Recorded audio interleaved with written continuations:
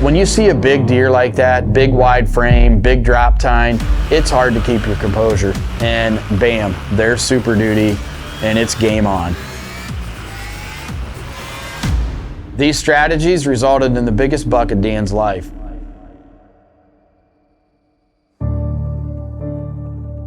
Everybody dreams of shooting a drop-tine buck, and in this hunt, that's exactly what we do. This is the hunt for Super Duty.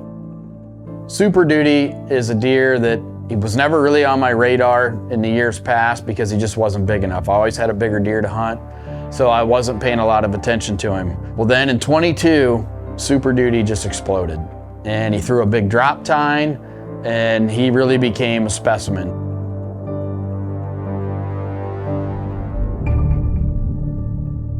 So I start moving some cameras around, but to really truly figure out a mature deer like this, even in a bait state, I want to know where he beds. I want to know how he uses the property, because I like to a lot of times take advantage of those things more so than like over a bait pile, because when they come into bait anyways, they're just super edgy, they're alert. If you can get on a deer in between where he's feeding and where he's bedding and just catch him in natural movement, whether it be on a scrape or a trail or, you know, just right before he gets to the food source.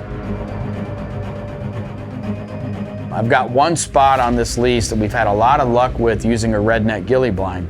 The reason it's so good is because there's a huge bedding thicket in front of us, all standing corn or beans, just depending on the year, behind this blind.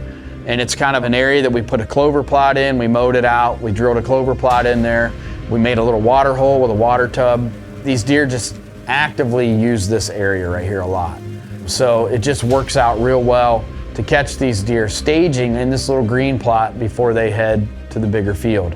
And putting a redneck ghillie blind here, like the wind is just perfect. If you get a north wind or a northeast, it is almost impossible for a deer to wind you because there's nothing to the west of where these deer want to be. So it just works perfectly. You can have deer in front of you all night or walking by and they're not going to get you. But this area where Super Duty likes to be is really thick, and it's just the ripe kind of thicket for bedding for all kinds of deer. And we've got it mowed all the way around the outside edge to access this farm from different areas. And what happens is these deer just hold up in there.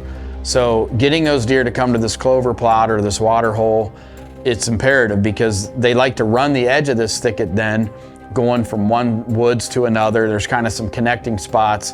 And the way we have this blind set up, it just makes it really easy to catch these mature deer cruising the outside edges of this thicket, especially on the right kind of winds. You get big mature deer cruising the downwind side of this thicket, scent checking that thicket looking for does. Dan, my buddy that we've decided is going to hunt this deer, he's going to be being filmed by his son John, and it is a lot easier to film from the ground. In a ground blind like this, it's a lot easier for two guys to be beside each other and film in this situation.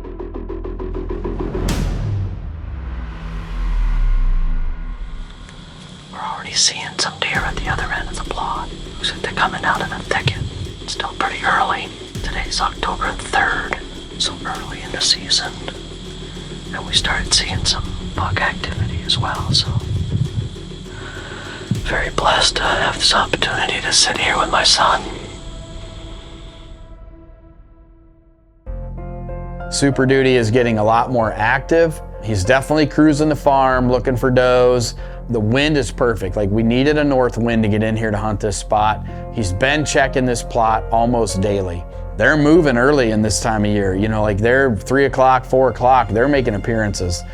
And you know, when you start getting that first deer movement, it starts getting the blood boiling. So I know Dan and John are ultra excited when these does start moving early, feeding on this clover, hitting that water hole. Really, they don't even need to do any calling at this point because you've got the girls right in front of you. He's been making an appearance here. It's just literally biding your time, sitting there waiting to see what happens.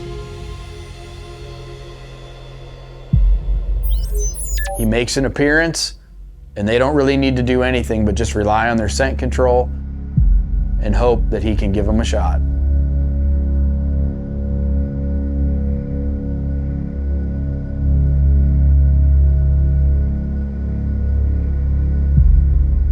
Here we are, you're looking at a deer of a lifetime for some people. This is the moment that a lot of bow hunters just wait for all year. I mean, think about it. How many people actually see a deer that actually has a drop-tine or a frame like this?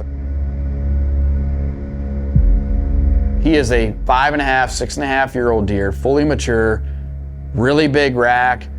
It's fall time, you've got deer moving. I mean, this is what we live for as bow hunters. So this is ultra exciting for a guy like Dan to be able to experience this. Now he's just got to make it happen.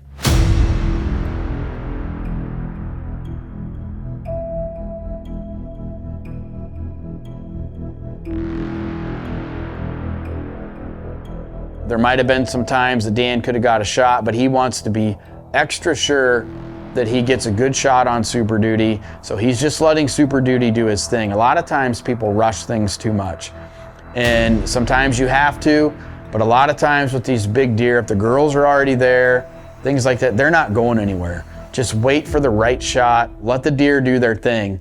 But when you see a big deer like that, big wide frame, big drop tine, it's hard to keep your composure. So, you know, Dan is really doing the best he can right now to take this all in.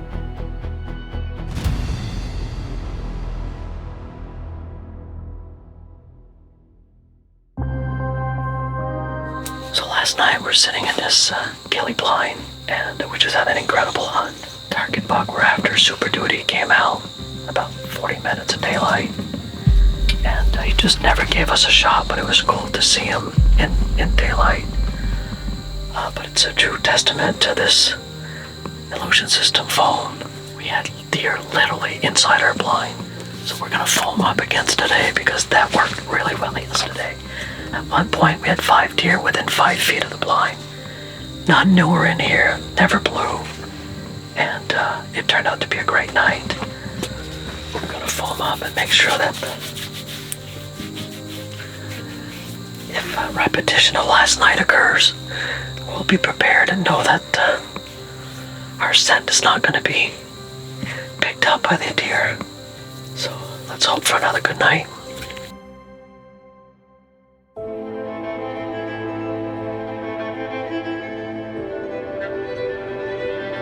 One of the reasons we picked a redneck ghillie blind in this spot is for the simple fact of how the trees lose their leaves really fast. They get a lot of wind, and a ghillie blind just works perfect to be tucked in under these smaller trees. We've had this blind here a couple years, so the deer are very used to it, which one thing we found with the ghillie is that no matter when you put that ghillie blind there, it seems like the deer are very comfortable with it. It's just something about the way that ghillie cover is.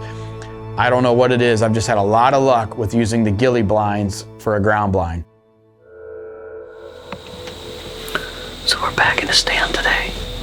We're gonna settle in here and see if we can get it done. Gonna set it with our face foam again and see if we can get the old prime to get the job done today. So let's see what it looks like. We've got a doe in the plot. She starts to get a little antsy, starts to circle around a little bit. They catch movement to their left. Dan looks to the left, and bam, there's Super Duty, and it's game on.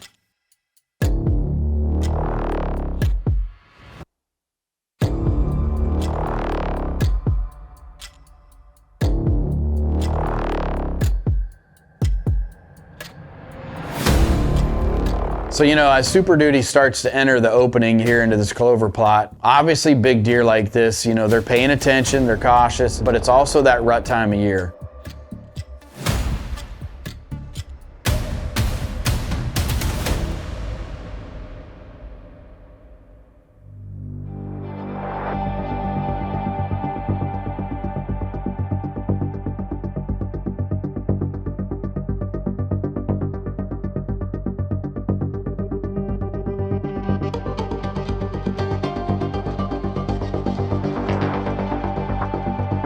So he's looking for the right doe, he's sniffing around, he's gonna work some scrapes, he's working this edge. There might have been some times that Dan could have got a shot, but he wants to be extra sure that he gets a good shot on Super Duty. So he's just letting Super Duty do his thing. And obviously Super Duty is pretty interested in her.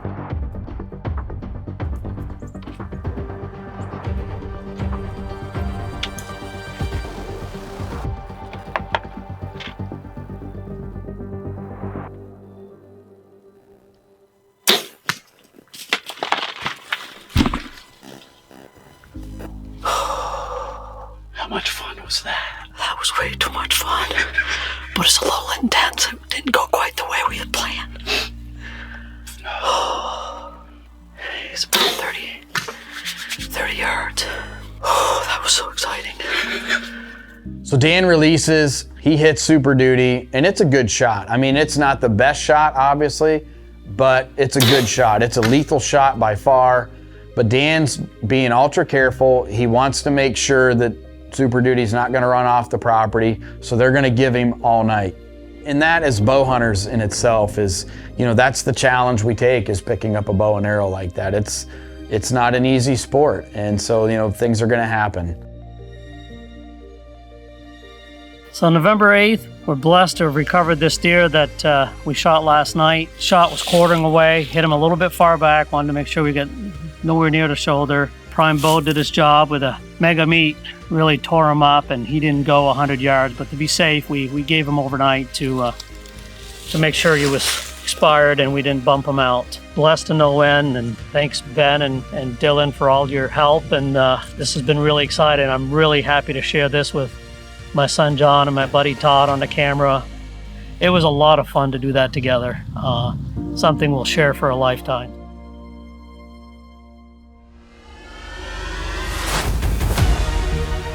Things to keep in mind, what made this hunt successful too is knowing, again, we keep circling back to knowing what deer are doing. Running cameras, knowing the properties, but just knowing deer patterns in general and how they use land, thickets, where the does are gonna be that time of year that you're hunting, if it's the rut, pre-rut, etc., where they're gonna be looking for those girls at.